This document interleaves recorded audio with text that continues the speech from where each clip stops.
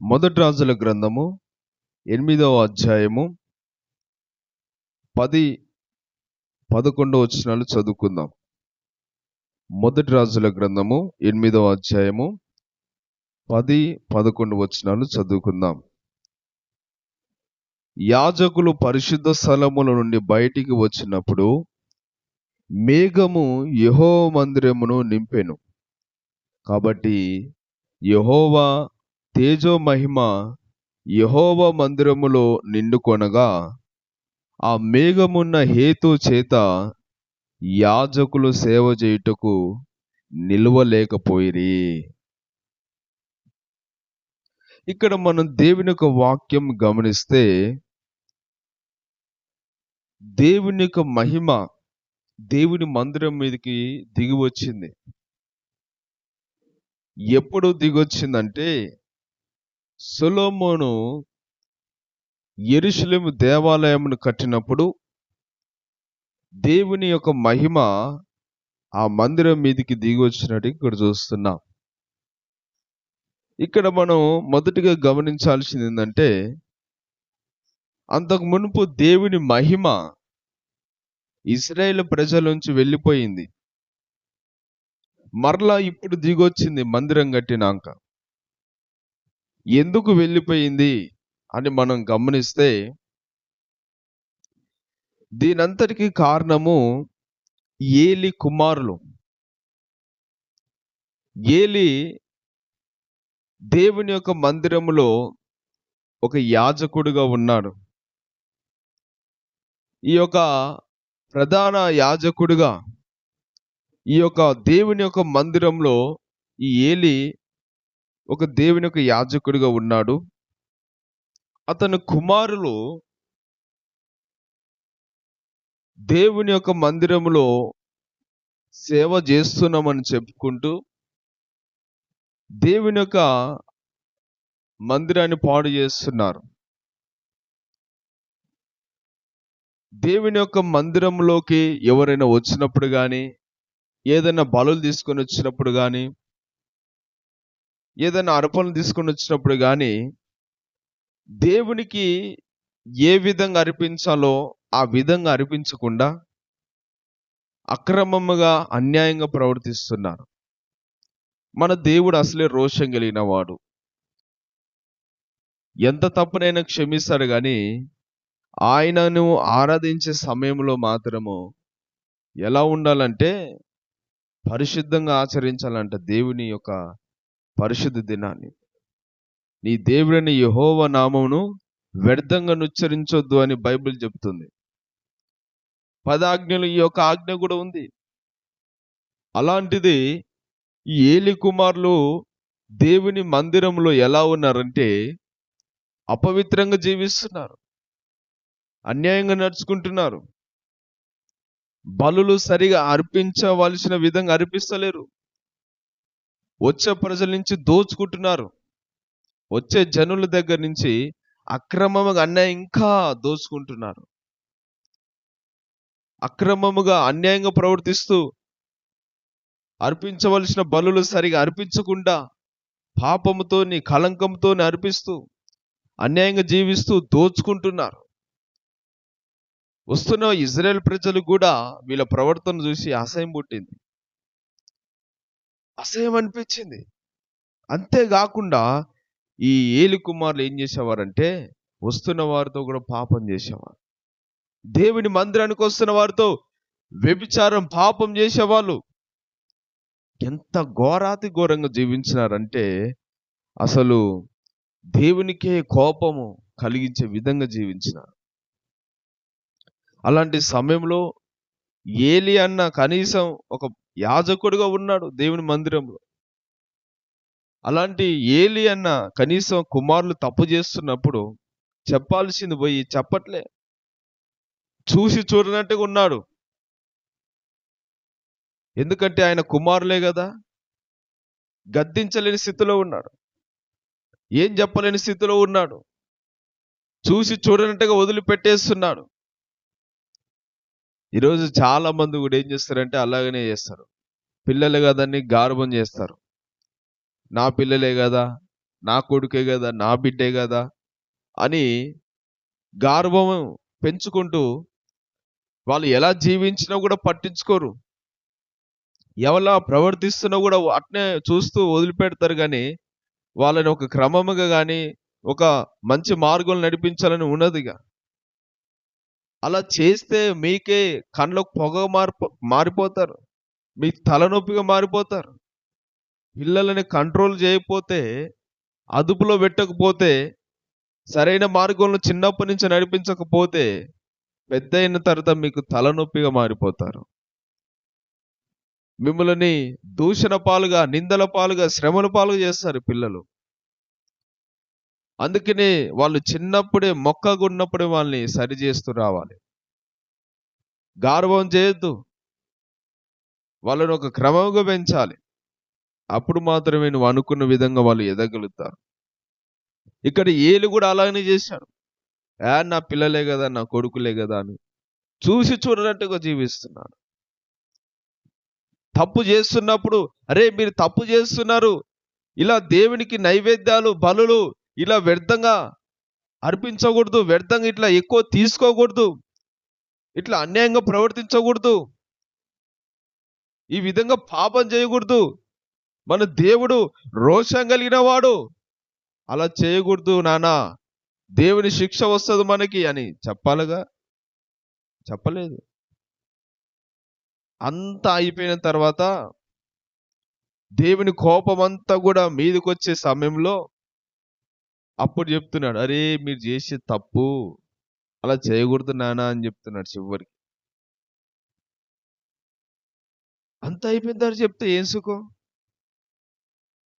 అలాంటి సమయంలో ఏం జరిగిందంటే ఇక రానే వచ్చింది. దేవుడు తన ఉగ్రతను పంపిస్తానని సమయానికి చెప్పాడు. ఏలితో మాట్లాడడం బంద్ చేసినాడు దేవుడు.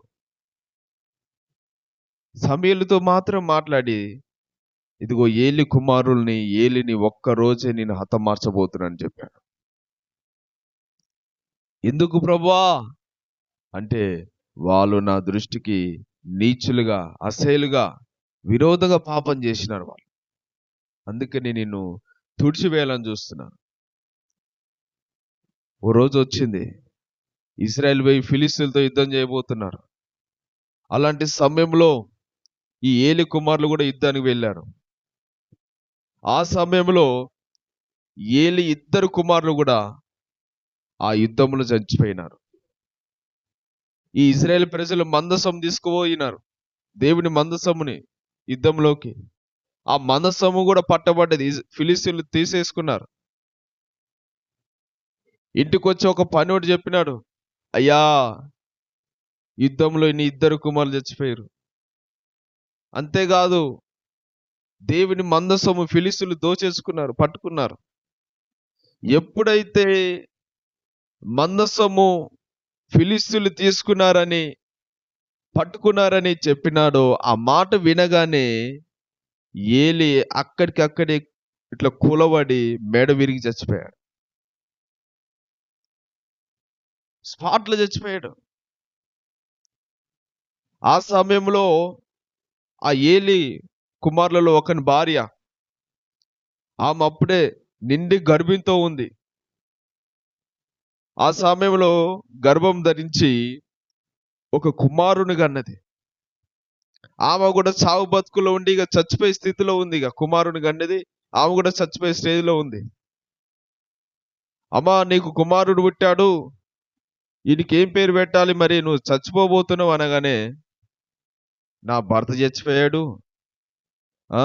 ఏలి నా మావ చచ్చిపోయాడు, మందసం పట్టబడ్డది, దేవుని మహిమ ఇజ్రాయెల్ నుంచి వెళ్ళిపోయింది, కాబట్టి వీనికి ఈకాబోదు అని పేరు పెట్టు, ఈకాబోదు అని పేరు పెట్టు వీనికి అనేసి చెప్తుంది వాళ్ళ తల్లి చచ్చిపోతూ. దేవుని మహిమ, ఈకాబోదు అంటే ఏందో తెలుసా? దేవుని మహిమ వెళ్ళిపోయింది. ఇజ్రాయేలులో దేవుని ప్రభావం లేదు, దేవుని మహిమ వెళ్ళిపోయింది. ఎందుకు? చేసిన పాపాన్ని బట్టి, దోషాన్ని బట్టి. ఎంత చెప్తున్నా వినకపోవడం వల్ల, ఇంత కీడు తెచ్చుకున్నాం అనేసి ఆనికి ఈకాబోదు అని పేరు పెట్టమని ఆమె చెప్పింది తల్లి. దేవుని మహిమ పోయింది. ఇంకా దేవుడు మాట్లాడుతా లెవెల్తో. బైబిల్ ఏం చెప్తుందంటే ఆ కాలంలో యెహోవా మాట్లాడుతా చాలా అరుదు. అంటే ఇక మాట్లాడతలేడు ఎవరితో కూడా దేవుడు, చాలా తక్కువ. అంత మునిపేమో ఆ ప్రవక్తతోను ఈ ప్రవక్తతోను, ఆ న్యాయాధిపతితో ఈ న్యాయాధిపతితోనే మాట్లాడేవాడు. ఇప్పుడు అవేమీ లేదు. ఇక దేవుని స్వరం ఆగిపోయింది, దేవుని మహిమ వెళ్ళిపోయింది. అలాంటి సమయంలో ఏం జరిగిందంటే ఇజ్రాయేలు ఏ యుద్ధం చేసినా కూడా ఓటమి పాలవుతున్నారు. ఇజ్రాయేలు దుఃఖం పాలైనారు, అవమానం పాలవుతున్నారు. అప్పుడు ఒక ఆమె వచ్చింది దేవుని మందిరానికి. ఇప్పుడు దేవుని మహిమ దిగి రావాలంటే ఏం చేయాలి? దేవుని మహిమ దిగి రావాలంటే ఏం చేయాలంటే ప్రార్థన పరులు కావాలి. మరలా దేవుని మహిమ రావాలంటే, దేవుని శక్తి రావాలంటే, దేవుడు మనకు తోడుగా ఉండాలంటే ప్రార్థన పరులు కావాలి. ఎవరు ప్రార్థన పరులు అంటే హన్నా లాంటి ప్రార్థన పరులు కావాలి. హన్నా గర్భఫలం లేదు ఆమెకి. నాకు ఒక బిడ్డనిస్తే దేవా వాని నీ సేవకే ఇస్తాను, నీ మందిరముకే ఇస్తాను అని మొక్కుకొని కన్నీరు విడిచి ప్రార్థన చేసింది. దేవుడు ఆమె మొర విని ఒక మంచి చక్కటి కుమారుని ఇచ్చినాడు. దేవుడు సమూయేలుని ఇచ్చినాడు. ప్రార్థన ద్వారా ఒక మంచి ప్రవక్తని ఇచ్చాడు దేవుడు. రాజులని సహితం అభిషేకించే వ్యక్తిని ఇచ్చినాడు. దేవుని స్వరం వినే వాణ్ణి ఇచ్చినాడు.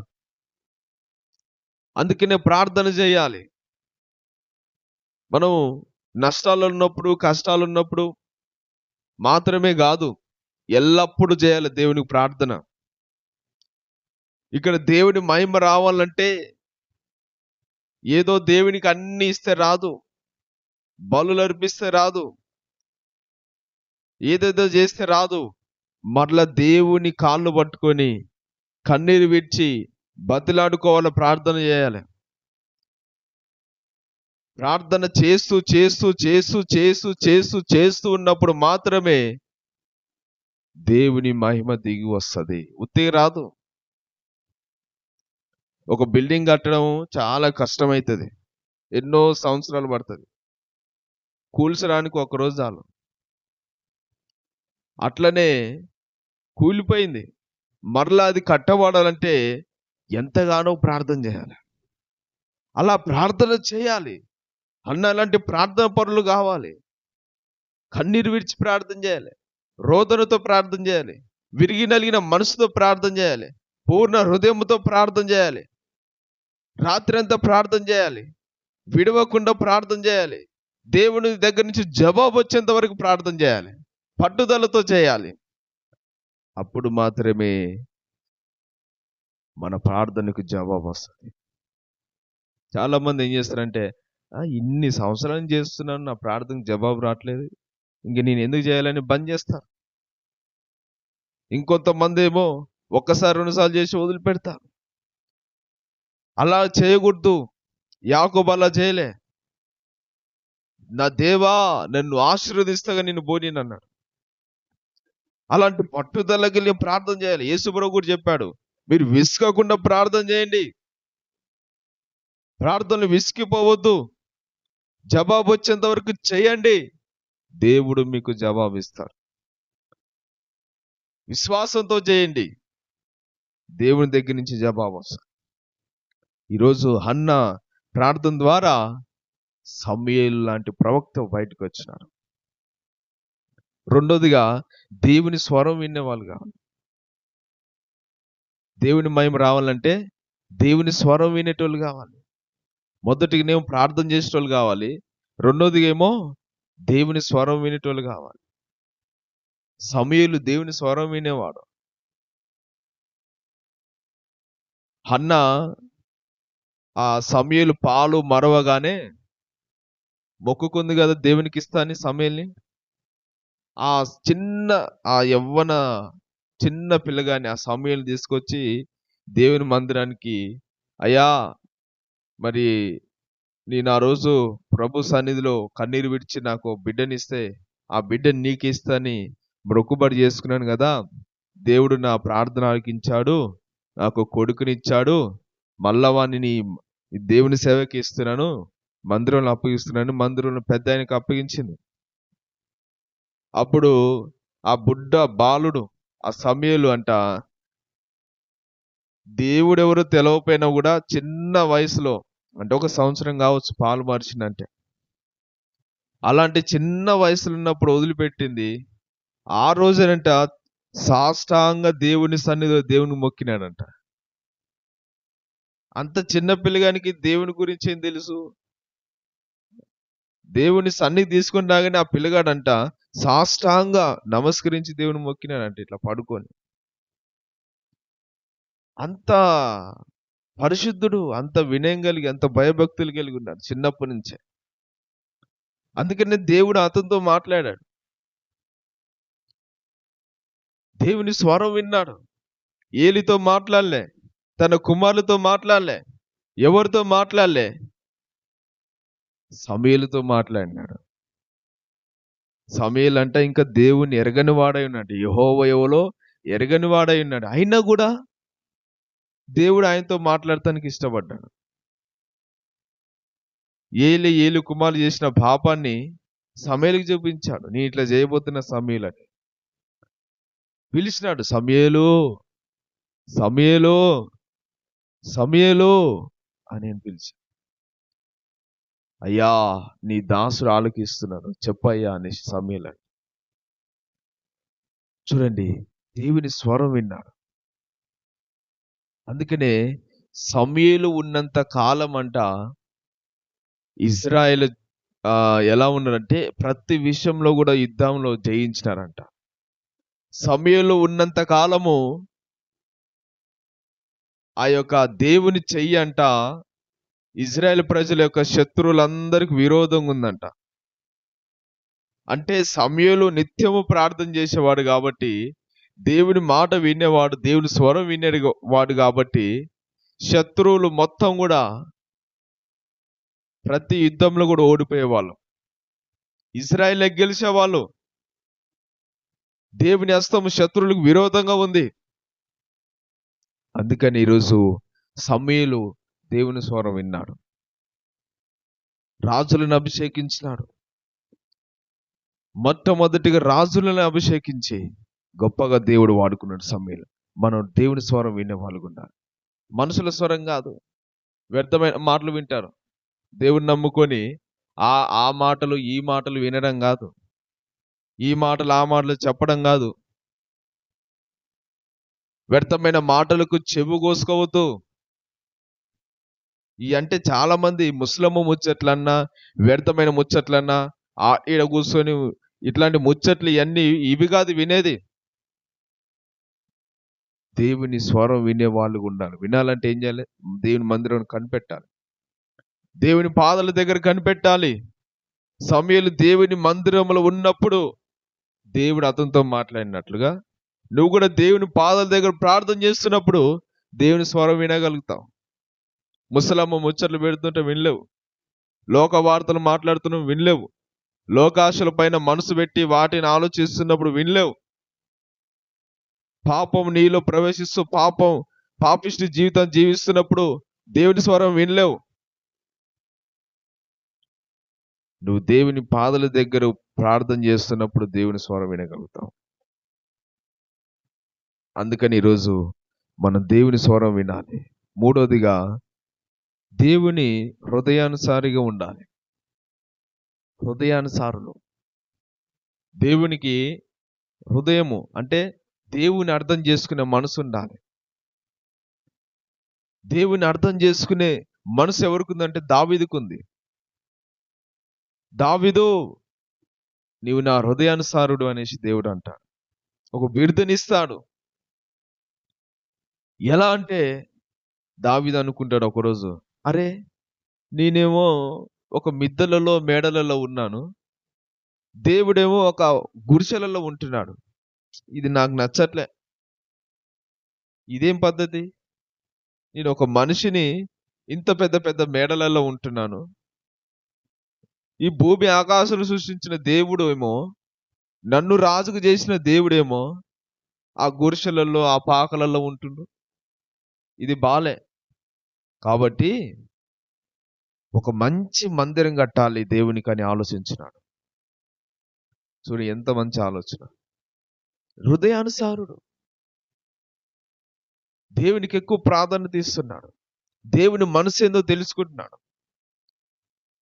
అప్పుడు దేవుడు అంటాడు దావీదుతోని, దావీదు నువ్వు కాదు కట్టేది, నీవు యుద్ధాలు చేసి చేసి చేసి చేసి నీ రక్తం నీ చేతులని రక్తమయమైపోయినాయి. కాబట్టి నువ్వు కాదు, నీకు పుట్టబో కుమారుడు సొలొమోను కడతాడు నా మందిరాన్ని. అతని ద్వారా కట్టించుకుంటాను సమాధాన సమయంలో. మనం దేవుని హృదయానుసారులుగా ఉండాలి. దేవుని మనసు ఎరిగి ఉండాలి. ఆయన ఏం కోరుతున్నాడు మన ఇద్దరి నుంచి? ఏం ఆశిస్తున్నాడు? డబ్బును ఆశించడు, బలును ఆశించడు, వ్యర్థమైన ఈ లోక సంబంధమైన ఆశించడు. ఎందుకంటే ఈ లోకంలోని సమస్తం ఆయనదేగా. బైబిల్ ఏం చెప్తుందంటే భూమి ఆకాశములందున్న సమస్తము ఆయన వశము. ఎడ్లని తెస్తావా? కొండలో ఉన్న ఎడ్లని నాయే కదా అంటాడు. భూమిలో ఉన్న ప్రతి జీవి ఆయనదే, సంపదలన్నీ ఆయనే. ఆకాశం మహాకాశం పడజాలిన వాడు. మరి ఏం కావాలి ఆయన అంటే? ఆయన చిత్త ప్రకారం నడుచుకోవాలి, ఆయన చెప్పినట్టుగా జీవించాలి, ఆయన గణపరచాలి, ఆయన ప్రేమించాలి, ఆయన ఏం చెప్తున్నో దానికి లోబడి విధేయత కలిగి జీవించాలి. ఇదే ఆయన హృదయానుసారంగా జీవించడం అంటే. ఆయన మనసుని అర్థం చేసుకోవాలి, ఆయన గాయపరచకూడదు. అర్థం చేసుకునే మనసు, అర్థం చేసుకునే హృదయం ఉండాలి. దేవుని గాయపరుస్తారు చాలా మంది. ఎంత చెప్పినా కూడా వినకుండా దేవుని దుఃఖపెట్టే పనులు, దేవుని బాధ పెట్టే పనులు, అవమానం తెచ్చే పనులు, దేవునికి దూషణ తెచ్చే పనులు చేస్తారు. వీళ్ళు దేవుని హృదయానుసారులు కాదు. వీళ్ళు హృదయానుసారులు ఎలా ఉంటారంటే దేవునికి మహిమ తెస్తారు, దేవునికి కీర్తి తెచ్చి దేవుని నామను గొప్ప చేస్తారు. మనం దేవుని హృదయానుసారులుగా ఉండాలి. ఇది నాలుగోది ఏంటంటే సమాధాన స్థితిలో దేవుని మందిరాన్ని కట్టాలి. సమాధాన స్థితిలో. సొలొమోను రాజుగా అయినప్పుడు ఒక్క యుద్ధం కూడా జరగలేదు. దావీదు కాలంలో గొప్ప యుద్ధాలు జరిగినాయి. కానీ సొలొమోను కాలంలోనంట దేవుడు అతని నలుదిశలా నెమ్మది కలుగజేసినాడంట. హల్లెలూయా. నలుదిశలా నెమ్మది సమాధానం కలుగజేసినాడంట. ఒక్క యుద్ధం కూడా జరగలే. అలాంటి సమయంలో దేవుడు ఏం చేసినాడంటే యెరూషలేము మందిరాన్ని కట్టించుకున్నాడు సొలొమోను ద్వారా. గొప్ప మందిరము, ప్రపంచంలోనే అతి పెద్ద మందిరం, గొప్ప మందిరము, మహోన్నతుని దేవుని మందిరము ఆనాడు సొలొమోను ద్వారా దేవుడు కట్టించుకున్నాడు. ఎంత గొప్ప కార్యం చూడండి. దేవుడి కంటూ ఒక ప్రణాళిక ఉంటుంది, ఒక సమయం అంటూ ఆయన పెడతాడు. ఆ సమయమున అది కట్టించుకుంటాడు, అది చేస్తాడు, ఆ కార్యం నెరవేరుస్తాడు. సొలొమోను కాలంలో దేవుని మందిరం కట్టబడ్డది. సమాధానం ఉండాలి, నెమ్మది ఉండాలి. అలాంటి సమయంలోనే దేవుని మందిరం కట్టబడాలి. యుద్ధాలు చేస్తూ, గొడవలు చేస్తూ, రక్తపాతం చిందిస్తూ, అవినీతితో, అక్రమంతో దేవుని మందిరాన్ని కట్టడం కాదు. వ్యర్థమైన దోపుడు సొమ్ము తీసుకొచ్చి కట్టొద్దు. అన్యాయాలు మోసాలు చేస్తూ కట్టకూడదు. దేవుని మందిరం అది యథార్థంగా కట్టాలి, పరిశుద్ధంగా ఉండి కట్టాలి, యథార్థమైన సొమ్ముతో కట్టాలి, దేవునికి మహిమ వచ్చే విధంగా కట్టాలి. అలాంటి సమయంలోనే దేవుడు ఆ మందిరం నివసిస్తాడు. ఈరోజు అందుకనే మొదటిగా ఇక్కడ గమనిస్తే దేవుని మహిమ దిగొచ్చింది. ఎప్పుడో తెలుసా?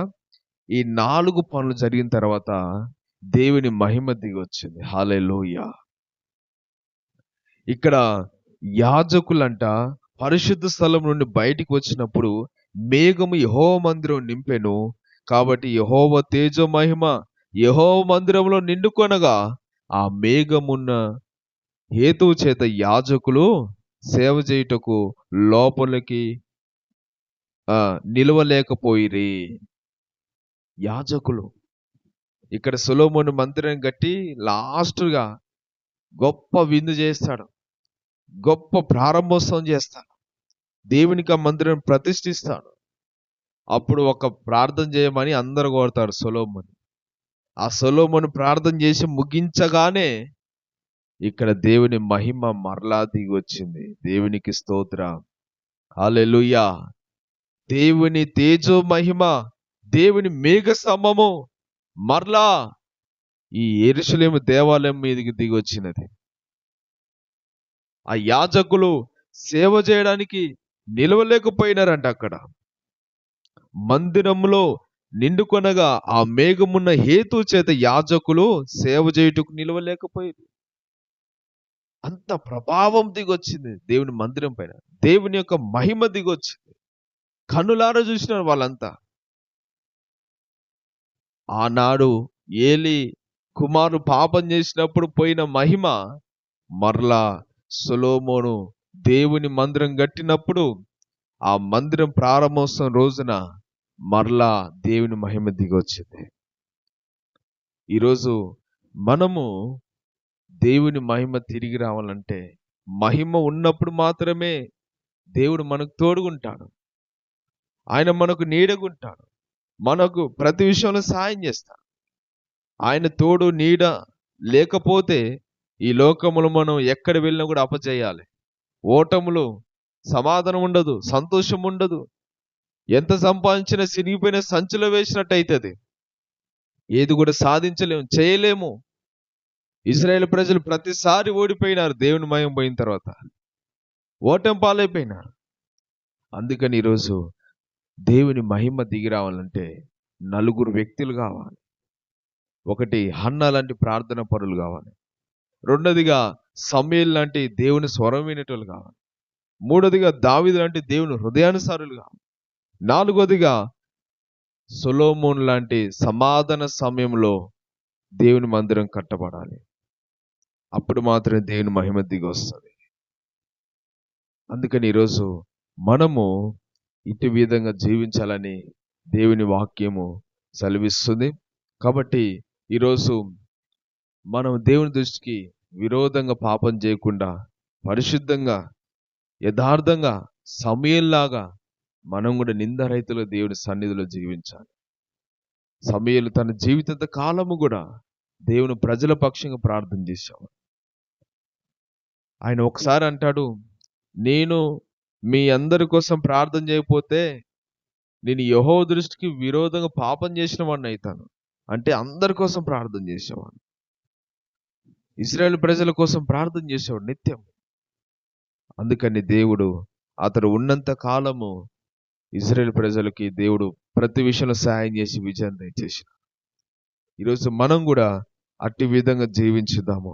దేవుని మహిమ దిగొచ్చింది. అప్పుడు ఇశ్రాయేలు ప్రజలందరూ కూడా గొప్ప విజయం కలిగి ఉన్నారు.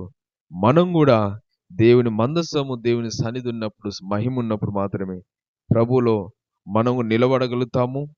ప్రభు మనకు తోడుగుంటాడు, ప్రభు సాయం చేస్తాడు. అటు విధంగా ఉందాము. దేవుడి మాట దీవించి ఆశీర్వదించును గాక. ఆమేన్.